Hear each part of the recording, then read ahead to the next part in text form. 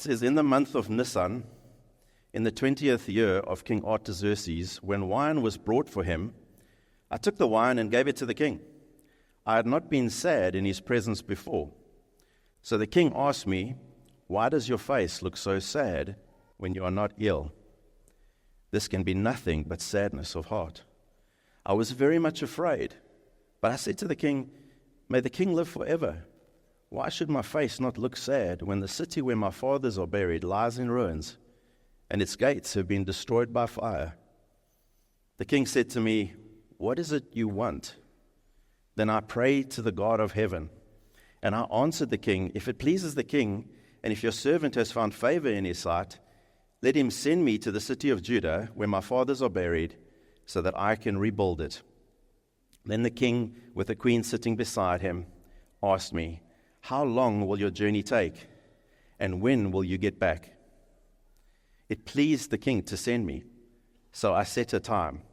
I also said to him, if it pleases the king, may I have letters to the governors of Trans-Euphrates, so that they will provide me safe conduct until I arrive in Judah. And may I have a letter to Asaph, keeper of the king's forest, so he will give me timber to make beams for the gates of the citadel by the temple, and for the city wall, and for the residence I will occupy. And because the gracious hand of my God was upon me, the king granted my requests. So I went to the governors of Trans-Euphrates and gave them the king's letters. The king had also sent army officers and cavalry with me.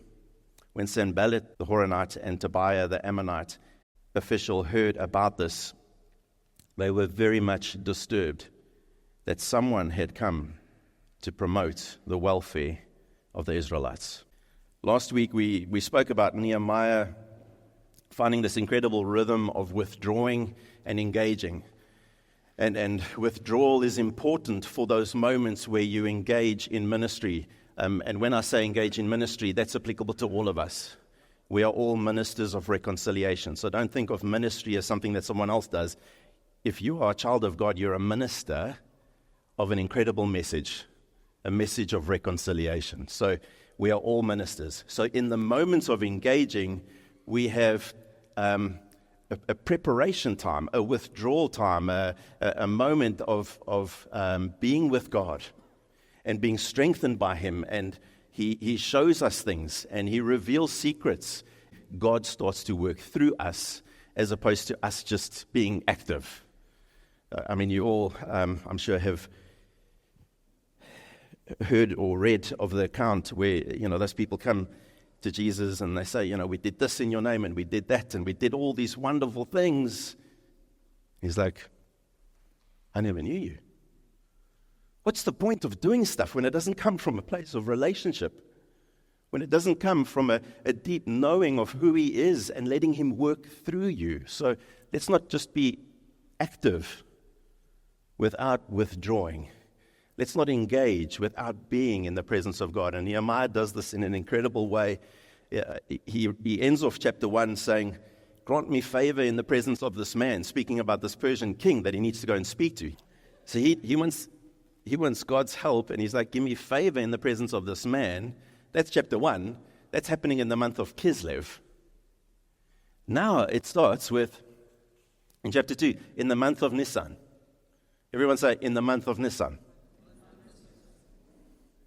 That's important. That's 4 months later. So there's a task to do. He's got to rebuild walls, and if you read a bit further, and given the time that I'm taking to get through this series, I know some of you are way ahead of where I am, which is great. But you would have read that it took him 52 days. 52 days to build a wall, but more than 100 days to be in God's presence. Twice as much time waiting on God. But Nehemiah doesn't see waiting time as wasted time. He sees it as time of divine reflection, of direction, that he can be in God's presence and become equipped for this task. And the question is, why the wait? Well, it's because we're in a relationship with God. First and foremost, this is a relational thing. It's not that we are just in a relationship with our Heavenly Father because of the fact that our status has changed. When you put your faith in Jesus and you come to Him in repentance and faith, and you experience this incredible touch of God where the Spirit of God invades your life and you become born of Him. You become born anew, like you see things for the first time, and you see your need for salvation, and you come to Him in this incredible surrender of your life to Him and trust Him as Lord and Savior. What happens as far as your status is you're no longer an enemy, you're a child. And so your status doesn't change. Like when that happens, because it's done by God, it's set for all eternity, and He promises you eternal life. That's why you have freedom. Like you're free from the effects of sin and the darkness that's attached to it, and the outcome of that. You're free from it. Like your status has changed, but it's not just a status thing. Relationship is not just about the fact that I'm no longer an enemy and I'm a child, and now, so I just carry on with my life. No, you are in a relationship. You spend time. There's fellowship. You spend time with one another. My son Mark, he turned 21 this week, and so when he was born, his status became son. I'm his father. He's my son. Status. Like there would be times where, we could maybe not be in a good space with one another, or, he's done something and I'm upset with him, or I've overreacted and he's upset with me. Like our fellowship can be up and down, but through all of that, the status of father-son doesn't change. That's the beauty of the saving work of Jesus, because it's secure. And it's real. It's like it's not dependent on our subjective feeling. It's God's declaration over you. You're my child. And then secondly, we are wanting to be effective for God, because there is a calling on our lives. There's something of a preparation that's required. And, if you look at the Bible and you just say, okay, Put the Bible into two halves. What are the two halves of the Bible? Everyone would say old and new, like the 400 silent years in between the Old Testament and the New. There's the two halves. Actually, you could view it in different ways. The way that I would like to highlight today, and given that it's Pentecost Day, for those of you who didn't know, Pentecost was a dividing moment. Up until that point, all of the Bible was saying, come and see. Come and see. Come and see. And then Pentecost happens and it's go and tell. Go and tell. Go and tell. You see, you've got to come and see so that you can go and tell. But if you go and tell without coming and seeing, well, don't be surprised if you don't have effective ministry. So withdrawing and engaging, very important. Today we want to flow into, with the good hand of God upon him, Nehemiah accessed the infinite resource of God's comforting presence and clear purpose. So there's all these dimensions of the call of God on our lives, and we are drawing things out of Nehemiah's account, specifically here in chapter 2. Last week it was about this rhythm of withdrawing to engage. So the point was delayed practice. Delayed practice to be in the presence of God. So 100 days of delay before he actually practiced, and took 52 days to build. But the next point is divine peace. So when we withdraw, we're withdrawing because we are dependent on God. But when we engage, when it's time for ministry, when we are actually speaking into people's lives and there's moments to share the gospel, when we go into that space, we're still dependent on God. It's not like you do with the withdrawal time because you're dependent on God and you just get like a download of things, and then you go into moments of active ministry on your own. No, you're still dependent on him. That's how he works. And so the last line of verse 1 It says, I had not been sad in his presence before. Speaking about like Nehemiah's in the presence of this Persian king. He's held it together, even though 4 months prior, like he had heard the news. He hadn't even heard it for the first time. He had just heard a fresh report. And it was like God dropped the spirit of anguish over him. Like the heart of God for his people. He felt it. There's a breaking of God's heart for that which is wrong in this world. And we have moments in our lives where our heart breaks like God's heart breaks. And he has this incredible moment where he says, I mourned and I fasted and I prayed. But when he was in front of the king, he kept it together until this day. It was kind of like God had set the day. God had said, like, I will let it happen in the month of Nisan, not in the month of Kislev. I hear you, Nehemiah. I hear that you are praying and you're asking me for presence with this, for my favor when you have time in the presence of this man. I hear you, but actually we need to spend more time together. And I'll decide when that moment is. You wait and you let me make the call as to when it is that you actually speak to him. And it was in this moment where the anguish that he was feeling in his heart, that he was keeping it together in the presence of the king. Today, for the first time, it went public. Like he couldn't actually keep it together. And so he's saddened, not because he's ill, because if he was ill, he wouldn't be allowed into the presence of the king. And that's why the king looks at him and says, this has got to be sadness of heart. And so he bears his heart. He wears it on his sleeve. And Artaxerxes is saying, why is your heart sad? Now, this is a big question to have to answer when you are standing in front of the Persian king. I mean, the Persian king would have your head for the slightest of things that you do wrong. And now you are being sad in his presence. You know, like, why are you dipping the mood, Nehemiah? Why are you sad of heart?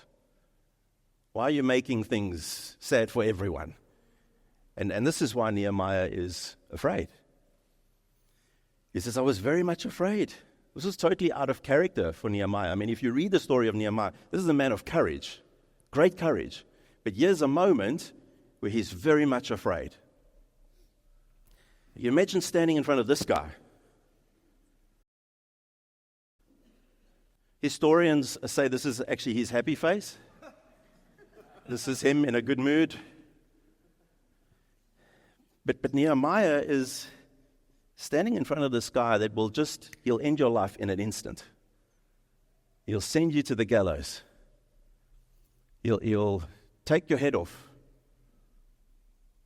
Don't come into his presence and drop the mood. Don't come into his presence and be sad. Don't come into his presence and ask for things, especially asking for the very thing that he had 13 years earlier banned. When Ezra tried to attempt to build the wall, he put a stop to it. Don't you dare build that wall. This guy is the very guy that Nehemiah is now the cupbearer to. He's the cupbearer to this king, and he feels this conviction, this commissioning of God, that I must go and rebuild the wall, which means I've got to put in leave. And I've got to ask for a couple of things because we need resourcing. And this is not leave for a long weekend. This is leave for quite some time. This is a big request. And this is coming with an anguish of heart that I have as Nehemiah, but I know the king does not share the same sentiment.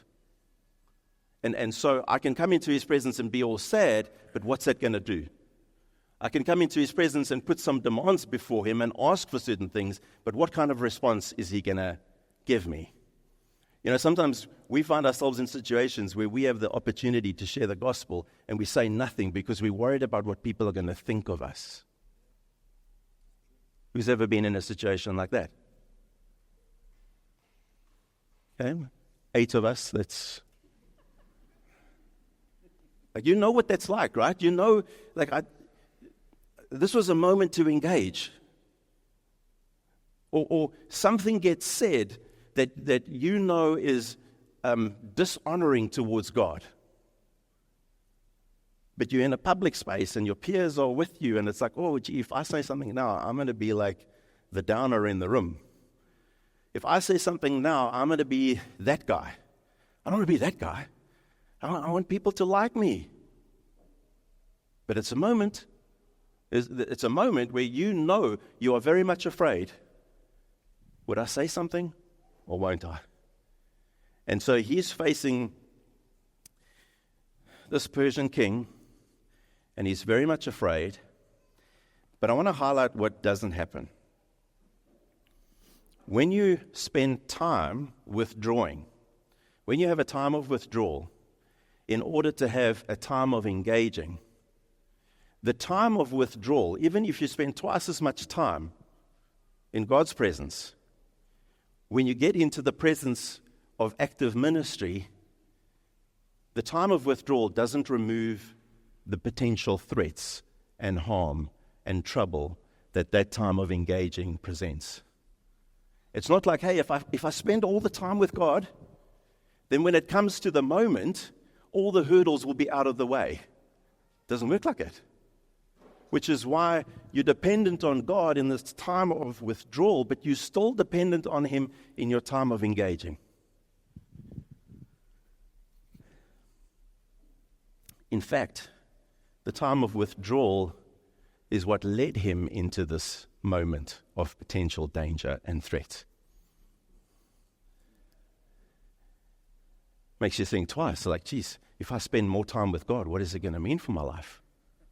Like, is it going to mean me, like, moving into greater spaces of danger and threat? Yeah, possibly. I mean, like, Jesus warned us that, like, in this world, you're going to have trouble. He's speaking to his disciples. It's not just life in general. It's like, because you have this apostolic witness, because you have the message that you have, because you are proclaiming this message, you're going to have trouble. Just know there's persecution. Who's encouraged?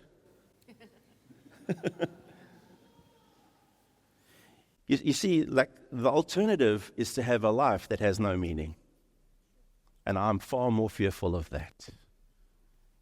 So I want to say, Lord, I want to be in your presence. And if you start dropping things into my life, if you start speaking in a way where you're revealing your secrets and you highlighting people and you prompting me to make contact with people or be in situations that I might find a little bit threatening, well, bring it on, because I know that's you leading me. That's purpose. That's giving me a sense of I'm living my life out for something greater than myself. Who wants to just settle for a mediocre, everyday kind of life? And we're no different to the world.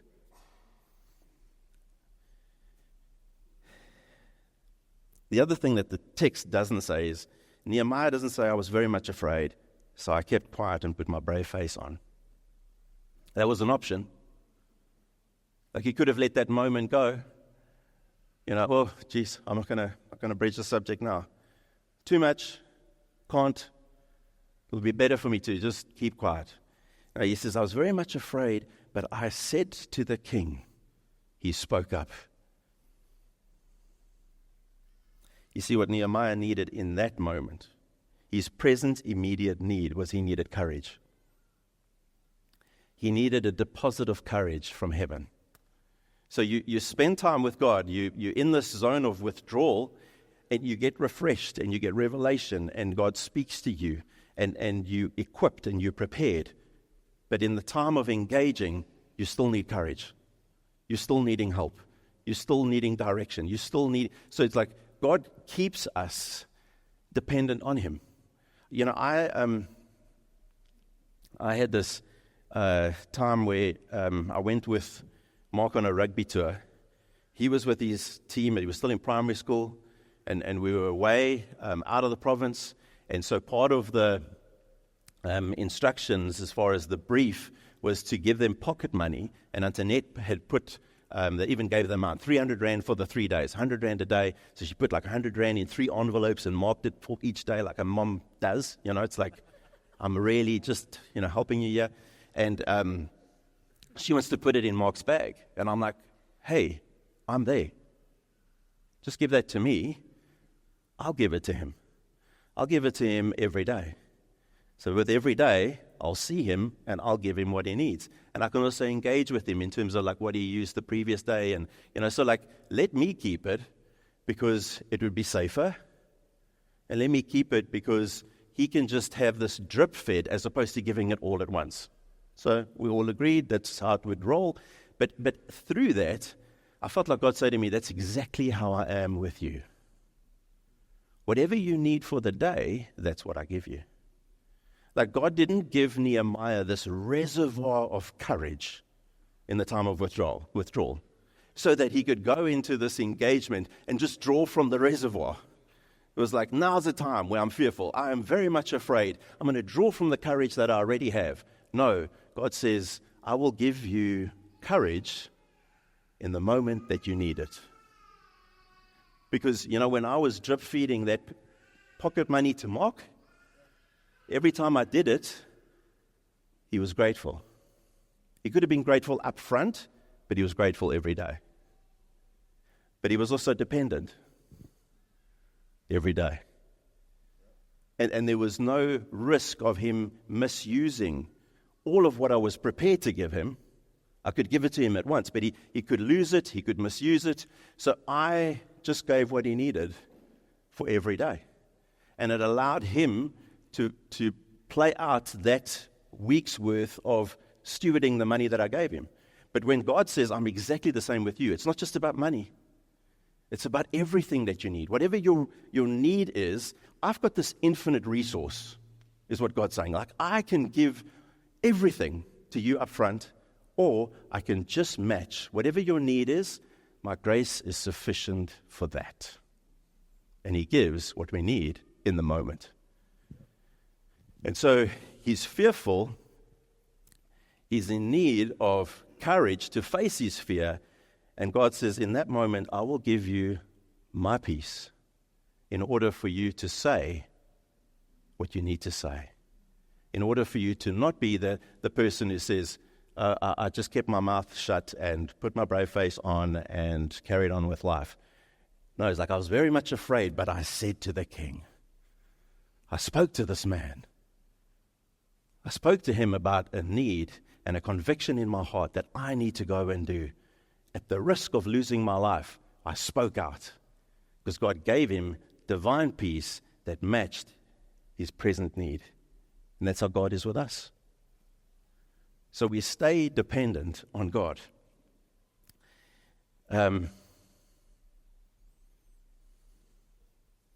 When Jesus commissioned his disciples, he said, go and make disciples of all nations. Baptize them, immerse them in the fullness of who I am, in the Father, the Son, the Holy Spirit, and teach them everything that I've given you. Teach that to them. So it's quite a commissioning. It's quite like you're going to go into the world, to the ends of the world, to the end of time. Like this is a commission, a blanket commission that is to all my disciples. And it's quite an ask because you're going into a hostile world that is not always going to respond in a favorable way. But then he says, and surely I am with you always to the very end of the age. You see, the promise that Jesus gives them when he commissions them is not to remove the danger. He promises his presence. So divine peace is not removal of the threat. It's the presence of a person. And Nehemiah could stand in front of this Persian king knowing that God was with him.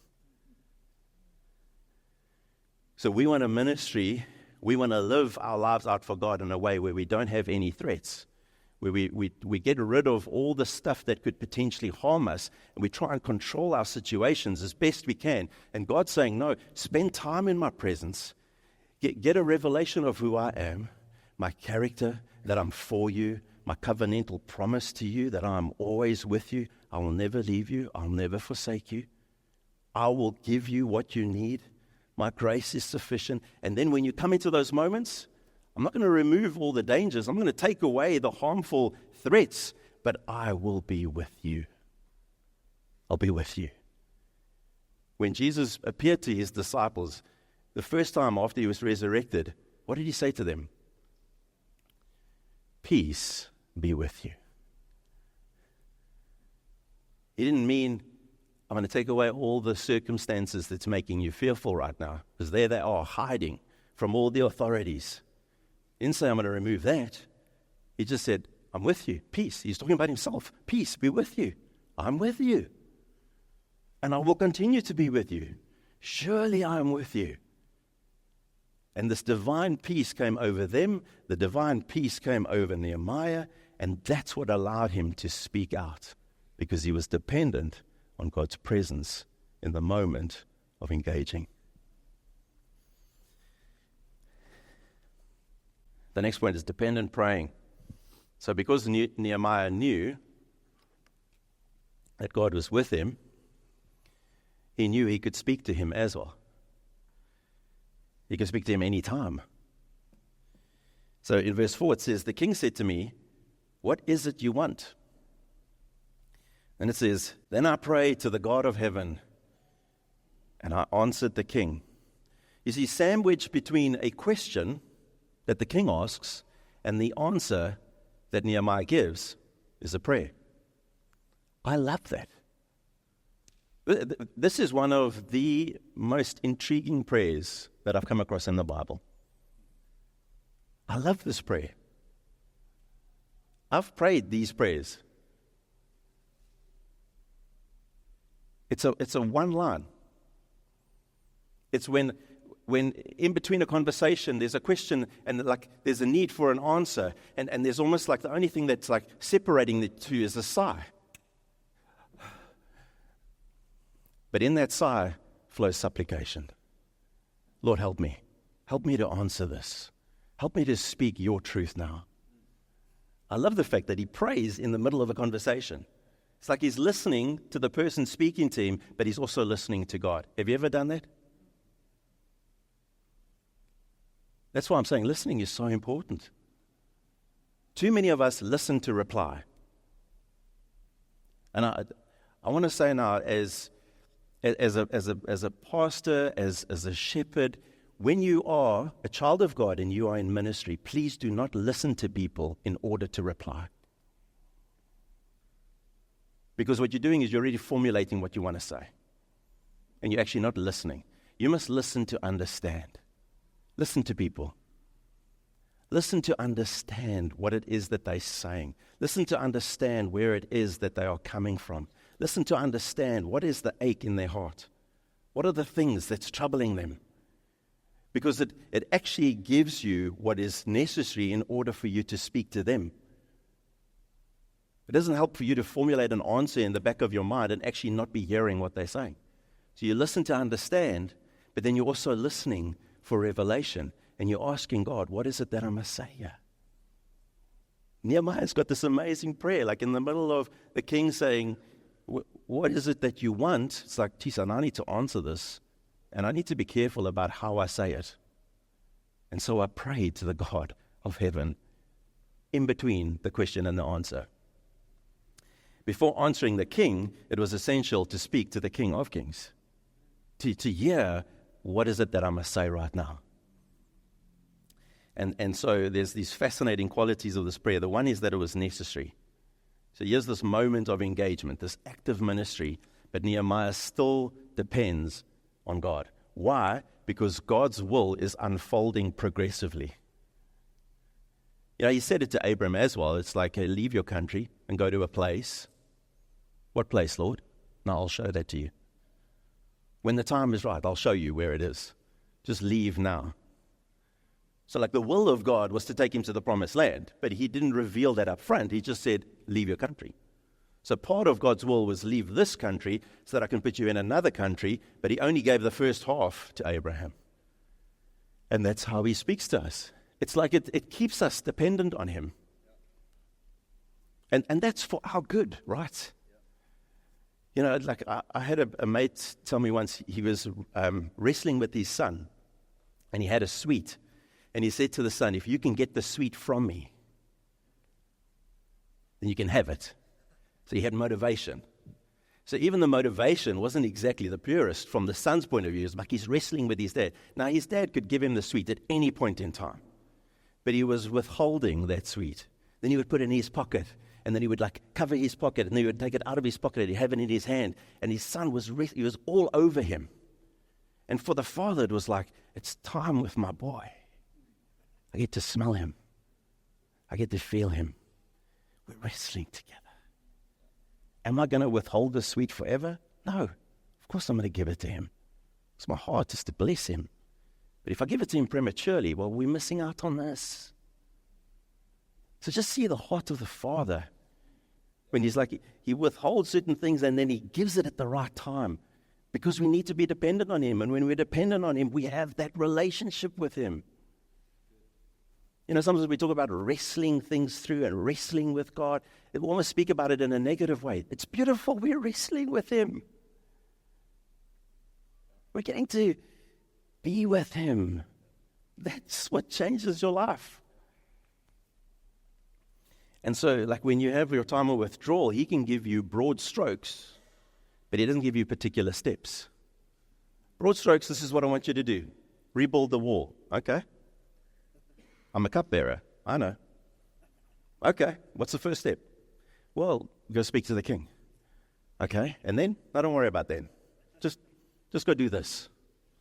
And when you do this, you'll be afraid, but I'll give you the peace you need.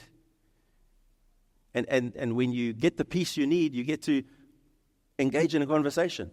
And when you engage in the conversation and you're not 100% sure what to say, I'll be there. I can help you. You just lean on me. Just ask. I'll give you the words. I'll give you the things that you need to emphasize and the things that you need to avoid. I mean, there's this, it says, and I answered the king, if it pleases the king, and if your servant has found favor in his sight, what's Nehemiah doing? He's submitting to God-ordained authority. If it pleases the king. There's a way in which you need to say this. Could it have happened another way? I guess, but it was God's way. It's like he's giving him what he needs to say. And so I realized I need to get permission from you. And I need to recognize that you are an authority. And if it pleases you. Then he says, let him send me. Now he's actually putting the whole initiative in the hands of the king. The king kind of feels, this is my idea. He's like, I'll send you. Like he's appealing to his ego.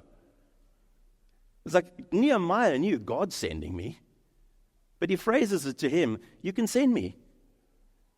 Persian king's like, yes, an expedition. I will send you. You got to love the Bible. It's beautiful. Then he says to the city in Judah. Why doesn't he say Jerusalem? Well, that would bring up a few thoughts of, a previous ban. Still telling the truth. It's a city in Judah, but he's not emphasizing Jerusalem. He says it twice, city of Judah, city in Judah. And then when my fathers are buried, he says that twice as well. Why is he saying it twice? Well, because the Persians had this incredible reverence towards dead bodies. They saw burial places as sacred. So he's giving him the information that this Persian king is like, what? This place where your ancestors are buried is desolate? No, build the walls, get the walls up. We need to fix that. Where's Nehemiah getting all this from? Well, God's speaking to him because in between the question and the answer, he's saying, Lord, what do I need to say here? How do I need to say it? Give me the words. Have you ever been in a situation where you're speaking and you realize this is not me speaking? That's how we want to live.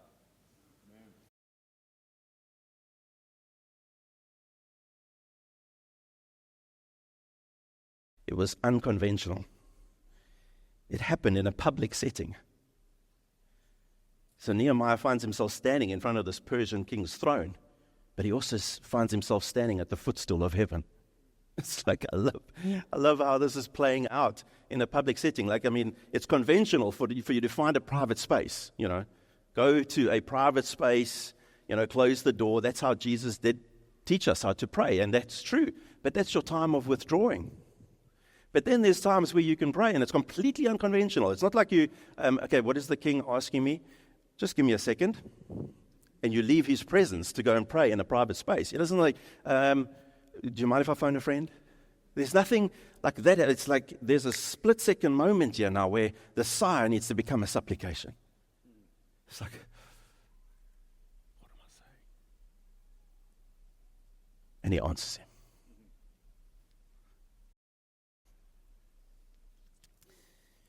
We need to hear God. Antoinette and I was once treated to this wine tasting experience. I'm not a big wine drinker, but I enjoyed it. That was cool. We were there, Jordan, sitting on the deck, tasting wine. I had no idea what I was looking for, and I had no idea what the guy was telling me. He would come with the one round, and then he would say a couple of things about the soil and the this and that. I was like, whatever, man, I don't know. Just let me taste it. Get on with it. And then he would go and he would get the next round. And so he kept coming back, and we were engaging in this way. And it was like the two of us, and then at moments him. But I found myself praying in the back of my mind. So in between these questions and answers and moments of talking about wine, I was asking God, what is it about this young man? And I felt like God said, just ask him about his father. And so he came with all the technical details of the wine, and I just said to him, hey, Jürgen, can I just ask you, how was your relationship with your dad? And the quiver started in his voice as he spoke about a broken relationship with his father. And the tears started to flow. And we had this amazing time with him, and even beyond that moment where we could help in terms of bringing reconciliation between him and his father. But it's like, now you can't cut and paste that. Please don't do that. Like, I've tried that. It doesn't work. It's like, geez, that really moved the guy. Next, tell me about your father. It doesn't work that way. Like every situation, like God is going to give you just what you need for that moment. But I was praying mid-sentence. I was praying mid-conversation, and God gives me what I need. I was dependent on him, and to ask the question that I needed to ask that would be the very thing that would spark something in him, that he opens up, and we get to minister to this guy.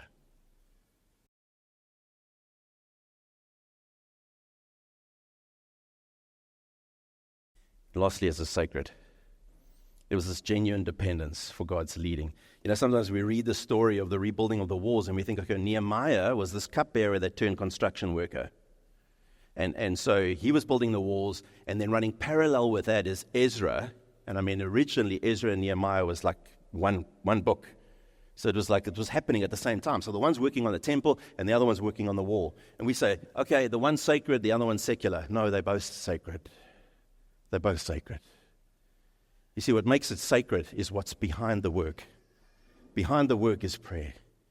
Behind the work is a dependence on God. Behind that work is what's God's will and what is it that I have to do. The beauty of this is it doesn't matter what your vocation is, it can be sacred if it's unto him. And so the good hand of God was on him, and the king granted him everything according to that good hand. This is Jesus. It's the same playing out of what happened. I mean, Jesus was our cupbearer. He bore the cup. But he needed to go before the Father and ask for peace. He needed a divine deposit of courage to face his fear. And in that moment of being on the cross, he would say, into your hands I commit my spirit. Into your good hands. Your good hand is upon me, but I'm committing my spirit to you now. Jesus walked this earth and lived out his calling in a way that models exactly how we live.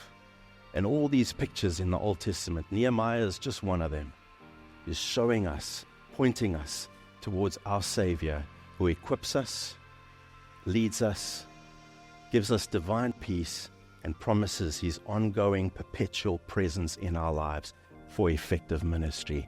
And that is what allows us to have meaning in our lives.